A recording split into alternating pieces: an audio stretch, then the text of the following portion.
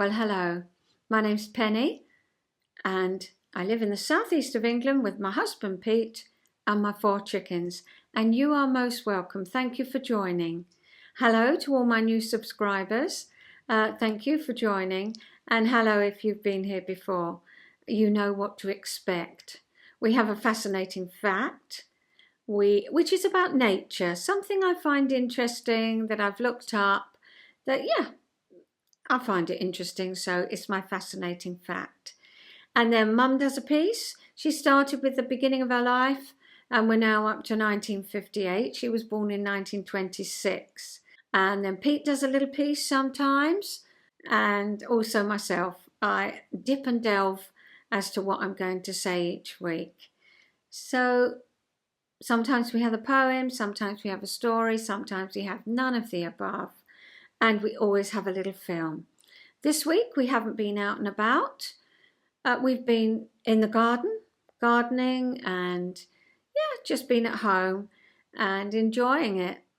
And so the film this week is a walk round our garden one evening as I go down to tuck the chickens up. And also the film, well, the chickens have got 2 coops and they're in a big coop that Pete built. And I said to Pete, why don't we take one of them out of there? We don't need it in there. Good idea, he said. The trouble was, the coop's 4 foot wide and the door's 3 foot wide.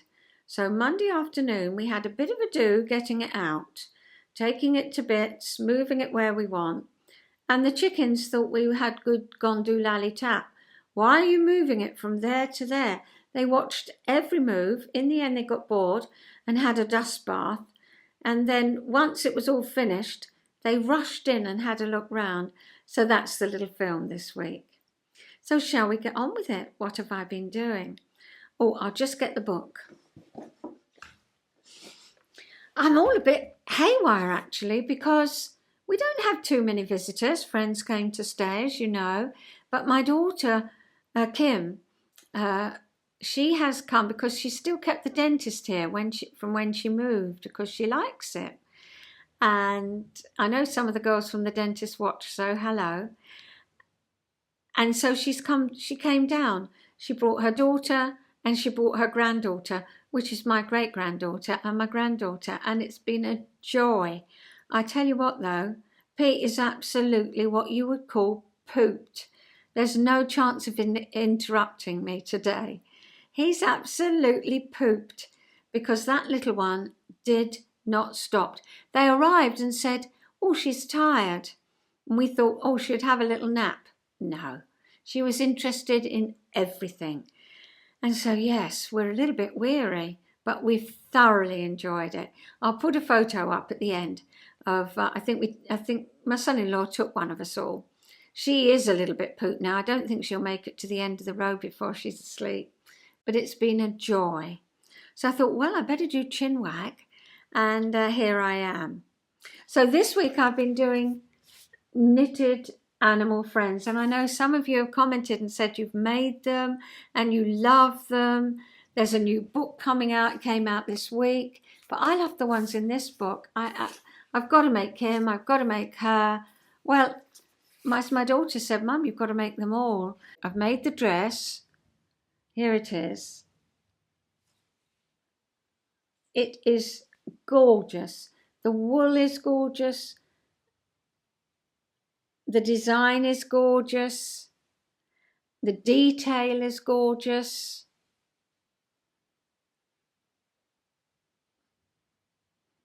I love everything about it. I really do. I mean, how could you get cuter than that?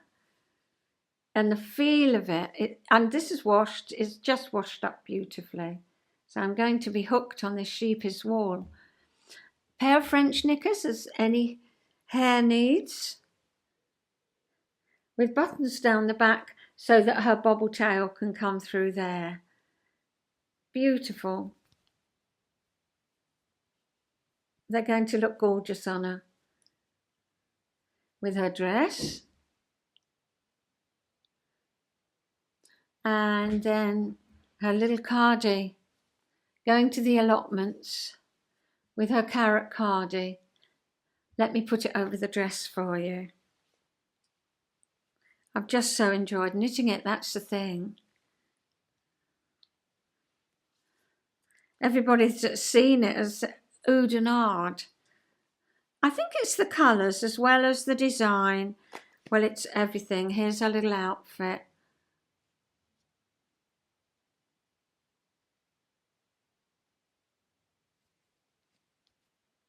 That's it. I hope you can see that. I think you can. So I'm thrilled to bits with that. Here she is, Tilly the hare. And she's got little white soles to the feet. Of course you can put shoes on. There's different cardigans. It's all mix and match, isn't it? But that's what I've done. I've done the outfit. And I've also, well, have you ever been in bits? I've been in bits in my life. And friends help you put yourself back together, don't they? We all need friends. Unfortunately, Tilly's in bits. But she's got a friend because I love her. So I'm going to put her together. So there's a little ear and her body, her arms, her ear, her face,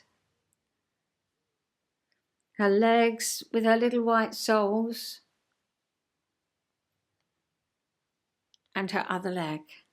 I didn't want to rush and put it together, so I'm going to do that this week. And then she'll be able to slip her dress on and put her little French knickers on. So I think she's going to be gorgeous. And thank you to all you who messaged and said you've made them and you've loved them and they are like heirloom pieces. And I think a viewer said she'd made them for her 2 daughters and they went down well. The little dog especially. So that's that. And then I was going to show you from the hamper last week. There we are. Mary Berry's family recipes. And look at Mary Berry.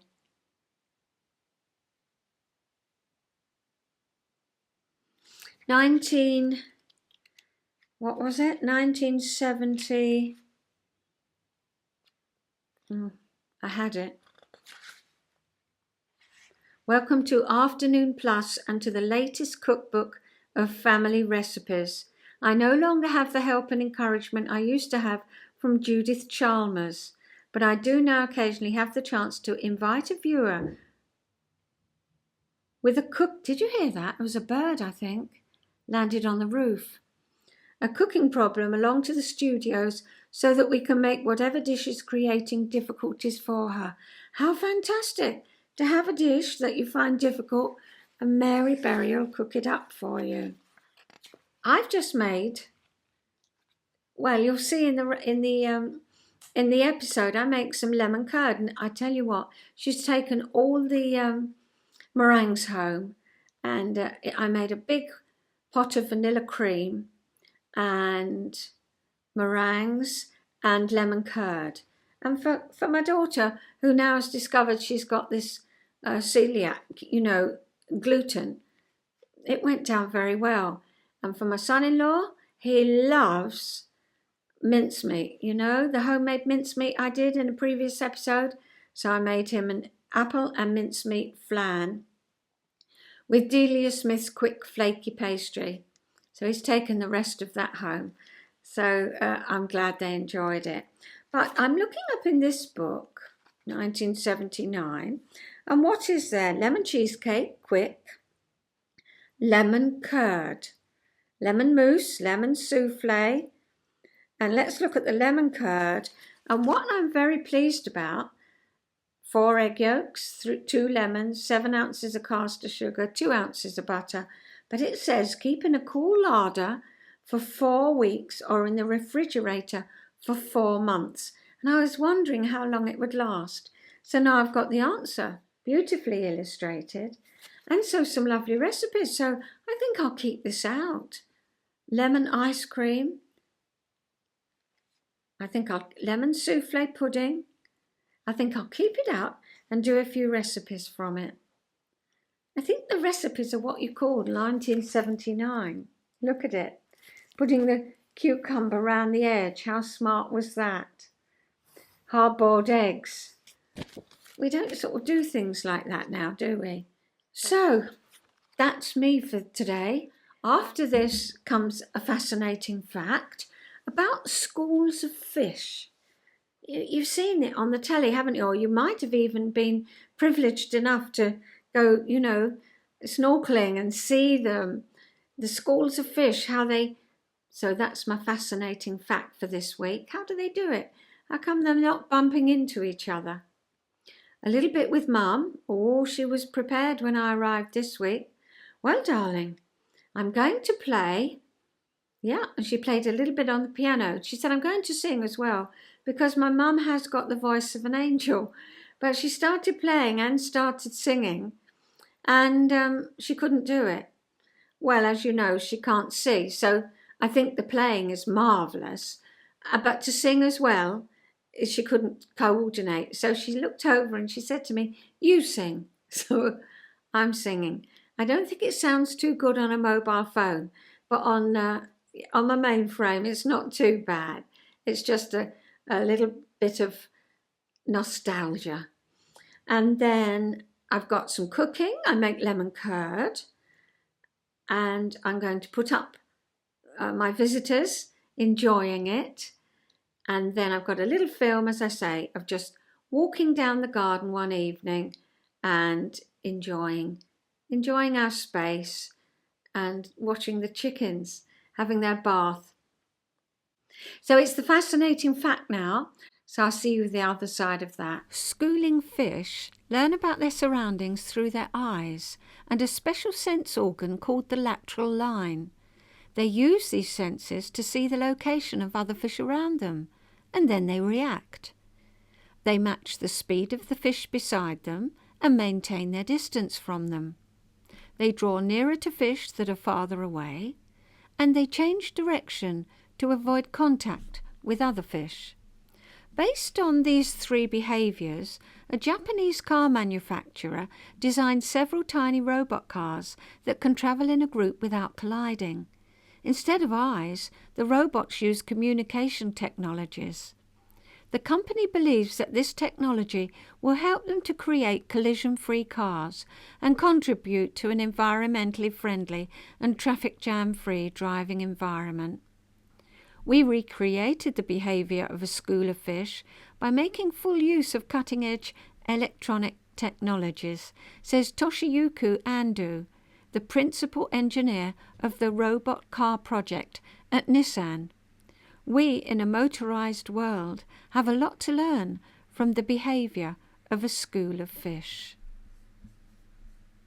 Well, hello. Good morning, hello. Yes, I've popped round to see Mum, and it's been a bit emotional actually, because one of my favourite songs of the year that we're talking about was Sera Sera by Doris Day, and Mum said, come on, and she played it, and I had a little sing-along with her. I'm going to put that up at the end. But it was lovely, wasn't it, Mum? Yes. It was lovely. And that was what was playing on the radio during the time that we're talking about today. Yes. So what's quite sad, Mum, I think, anyway, is there's a lot of empty pages here because you haven't written in any of them. Because my life was so busy then that, there just really wasn't time to sit down and think about everything. And no. I know it sounds silly to say that, but that's how my life was from the minute I got up to the minute I went to bed. Yeah, I think we often as well start diaries and then life gets in the way, doesn't it? I know. Exactly. But we just got a little tiny bit left because you went away on holiday, Mum. And we went away with Len, who's always got the chest infection, and all the children. Yes. 4 children, I think. Len and Peg. Yes. And, of course, we asked Anne, my aunt, if she'd like to come. So I was 8.5, so Anne was 18.5. Yeah. Yes. And the weather wasn't all that good. Well, it's still much the same, Mum. Freezing cold. You left home at 1:30 for Bognor. Anne took Penny and Christine on the 10 o'clock train and you arrived at 5 to find Anne well settled in, very pleased with the bungalow, everything very comfortable, but very, very cold, and you went to bed at 10 o'clock. It was freezing. Must have been freezing while we were waiting for you. It was the coldest winter ever. Really it was. And you spent the next morning in bed, Mum. Friday the 4th of April, you didn't feel well. No. Do you think that's because you got a chill? Yes, I think. You say, though Ron managed to get 100 of coal, 100 weight of coal. Yes. So look, you've written that in your diary. And as we were so cold, it was snowing all the morning, it brightened up at about 5, and the men took the children down to the beach. Felt better in the evening because you'd got yourself warm through. Yes. Because the cars in those days didn't have... No heat. No. So you probably got frozen. We wrapped our feet in newspaper. Oh, my goodness. In the car. Or we had a hot water bottle for our feet. On the Saturday, Mum, the weather was not much improved, still very cold. And do you know what? I remember it's only recently, well, comparatively recently, that the trains used to put heat on it. Yes. Or do put heat on in the... Because the trains used to be cold freezing too. Yes, exactly. Weather not much improved, still very cold, but we didn't let it spoil our holiday. We had a nice walk in the afternoon and spent a pleasant evening round the fire listening to records.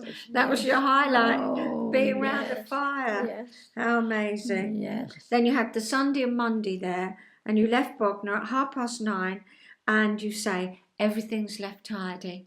Yes, it was... There was a lot to do. To clear up after all lost children and everything. Yes. Yes. Then on the Wednesday, Mum, the next day, you arrived home on the Tuesday, your sister brought round a kitten. And I think that must have been Sooty. Yes. Yeah. The children were thrilled to bits. Yes. Christine helped me this morning to change the bedroom. It gives Penny a lot more room and more cosy. Oh, yes. The times we talked about you having to have, you were growing up then, and Chris was with us in our bedroom. Yeah. But I know. You see, you've got a 2-year-old in you, and the bedrooms were small, weren't they? I think that you must have been thinking it's going to be time to move on soon. Yes. Dad was busy starting his little business. He was working long hours. Yes. And then still, when he'd finished his paid job, he was still working and working up where to start his little business. Yes. Of heating and ventilating. That's right. And you say Ron arrived home with shocking headache. He went to bed at 7:30 and he woke in the night. And I think it's because you both got freezing cold. Don't you think so, Mum? Yes. This shortage of coal was having a real effect. Yes. The next week, Dad had an accident. I think it wasn't a serious one. It must have been just a little bump. I think he just tapped another car. Yeah, must have done. Yes, or something tapped him. Yes. And we did mention last week that he went and bought the new car, and I put a photo up of that. So that was nice. That was the offshoot of that. You took down and washed the small bedroom net and washed your counterpane. Yes. Well, those counterpanes were pretty heavy, weren't they? Yes. Yes, they weren't light, and of course we still only had the small little tiny washing machine. Yeah, exactly.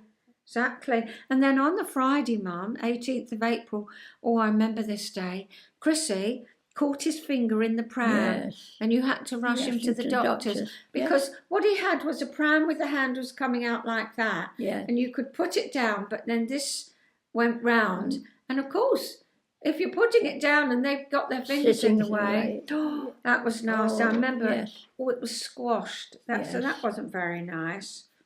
But then it peters out. And so that's 1958. Yes. And as I say, Mum's played Sera Sera. And the whole little flat was filled with that. Yes. Oh, it was just a lovely song. I tell you what else happened in 1958. Elvis Presley had to join the army, and everybody was up in arms because they wanted him to sing and do all that. But no, he was made to join the army, so yes. that's what was going on there. Yes, he was called up, wasn't he? Yes, he was called up, yeah, Yes. because you had the service then. Yes. Yeah.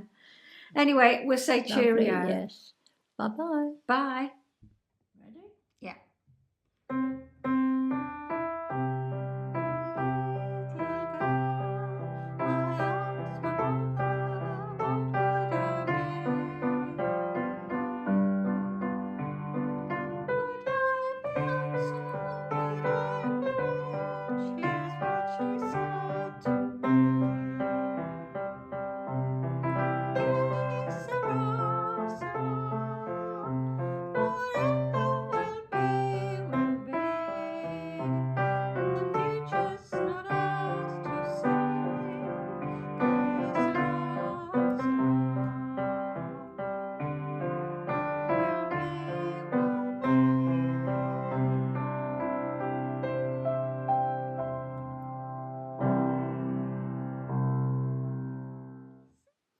Well, Mum enjoyed playing for you, and I hope you enjoyed listening. So now I'm going to go in the kitchen and just have a chat with you while I make some lemon curd. I'm going to make fresh lemon curd from Delia Smith's recipe. As you can see, this is my Delia Smith's book. It's well used, and I'm making double the recipe because we love it. And yeah, why not make double? You can put it on a cake, but for me, I like, well, just a dollop on some porridge, or, well, you know what you can do with lemon curd because it's delicious. So what I need just for one lot is 3 ounces of caster sugar, or 75 grams, 1 large juicy lemon, grated rind and juice, 2 large eggs, and 2 ounces of unsalted butter. My butter's got a tiny bit of salt in. I don't think that'll matter. So I've got 4 ounces or 100 grams. So I've got 4 large eggs. Here they are. Here's my butter. And here's my eggs in there. And I've got 2 large lemons. The grated rind, here it is, the grated rind, and I've got the juice in here. If I tip that, it'll be all over the shop, and I've done that before, so I'm not doing it again. Right, so what do we have to do? 6 ounces of caster sugar. So it's normally 75 grams, but I've doubled it. Now, it looks a lot of sugar, but I'm going to make quite a bit, and you don't need a lot. I tell you what I'm making it for as well. My daughter has just discovered that she is gluten. It's making her feel quite poorly. In fact, she said it's like poison to her now. And she's popping in on Wednesday. I haven't seen her for a long time, but she's coming to visit and I want to make her something. So I know what she loves, meringues. I'm going to make some little individual meringues, and I'm going to just put some lemon curd with it, and that way it'll taste like a lemon meringue pie, but without the gluten on the bottom, you know, without the pastry. We'll see what it's like. We'll see what they look like. So this morning I'm making the lemon meringue. I'm going to do not the lemon meringue, I'm going to do the lemon curd. So what I've got to do is place the grated lemon rind and sugar in a bowl. All right, there it is. It's not in a bowl. It's all in that bowl now. So that's fair dues, isn't it? And then I've got to whisk the lemon juice together with the eggs. Now I've got this little, it's a Tupperware again. So I've got to put the eggs in there. There's my 4 eggs. And along with those 4 eggs, I whisk the lemon juice. I'm going to go off and whisk the lemon juice. You don't want to see me whisking, so I'll be back in a tick. So, what have I got to do now? Place the grated lemon rind and sugar in a bowl. In another bowl, whisk the lemon juice together with the eggs.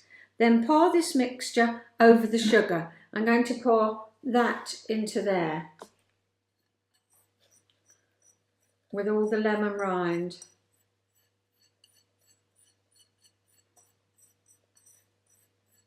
That's every last bit.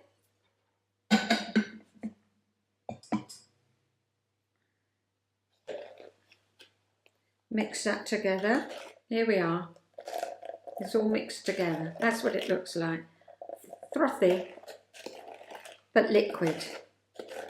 Okay. And now I've got to cut the butter into pieces and place the bowl over a pan of barely simmering water. Right, now I thought about this because it does say stir frequently. Stir frequently. Now when I do my lemon meringue pies, I can get away without stirring frequently. I just keep my eye on it. But of course the difference here is with the lemon meringue pie, you just use the egg yolks. But here you're using the egg whites too. You're using the whole egg. And so I thought it could go to scrambled egg, couldn't it? So I've got the butter in there. I'm now going to pour this in on the top. You'll see it.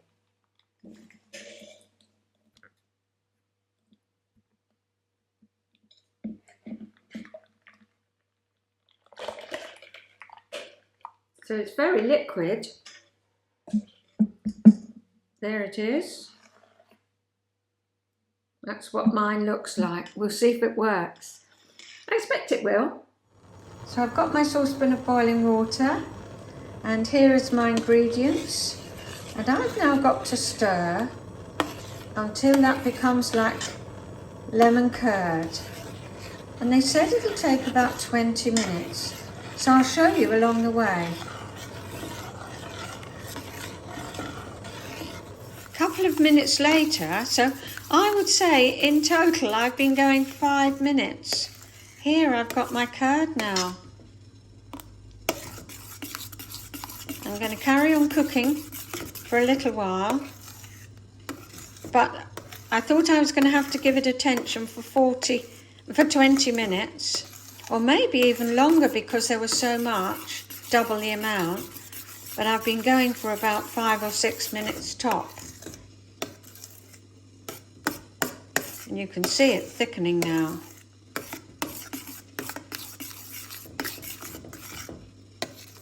Well, I just turned the water off after about 10 minutes. So it was just sitting on, hot water, but it wasn't bubbling away. And I just left it for the 20 minutes and it's I can't tell you how divine it is. Here it is, a lovely load of fresh lemon curd. So easy and so quick. As it gets cold, it's going to thicken. But just to show you what it's like now, it's delicious.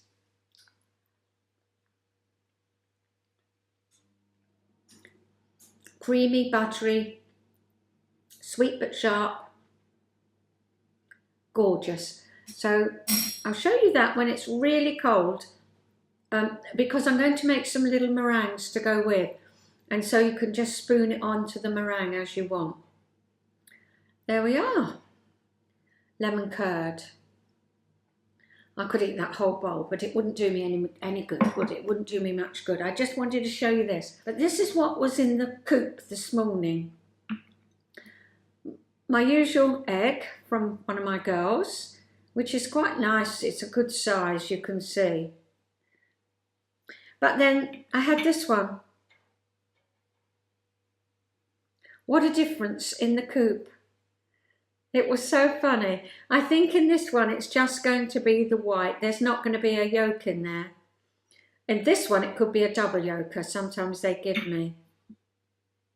So then it's not the long and the short, is it? It's the big and the small. Meringue next. So I just whisked up 2 egg whites put in a teaspoon at a time, 3.5 ounces of caster sugar, and then spooned a dollop. And I'm going to put those in the oven at 120 for about 45 minutes. Right. Meringue, Yeah, cream, yeah. and lemon curd. All righty ho. Gluten free. Just above your wedding photo. Oh, don't look how much I've aged. How many years ago, Andrew? 33 this year or 34? 33. 33, yeah. Oh, wow. We've got homemade mince and apple flan, meringue, homemade lemon curd, cream, vanilla cream, and homemade custard. I did say the custard we got from the chicken, meaning the eggs, but my granddaughter thought she just had a little pump in the coop. 34 this year. 34 this year. Oh, crummy. Is it yummy? What have you got, In meringue? your- Oh, I wonder if it's on there. Is there a cow? Open and shut. Please jump. Quick, jump. Jump. Good job.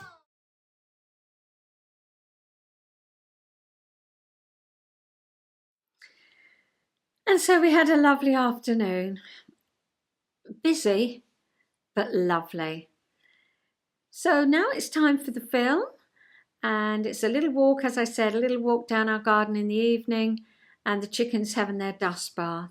So I'll see you next time. Thanks for joining. Take care. Happy crafting. Bye.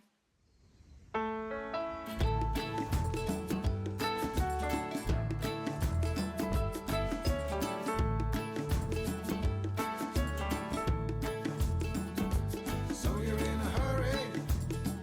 Well, you better calm down. We're all friends around you, just join the fun. 'Cause if you're in a hurry, you're missing the point. Should enjoy the fruits of life instead of chasing coins. Because it's a beautiful day.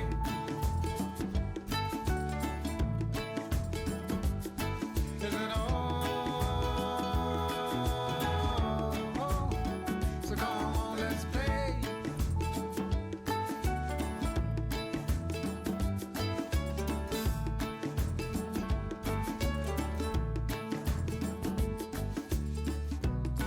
Forget the rush, you're in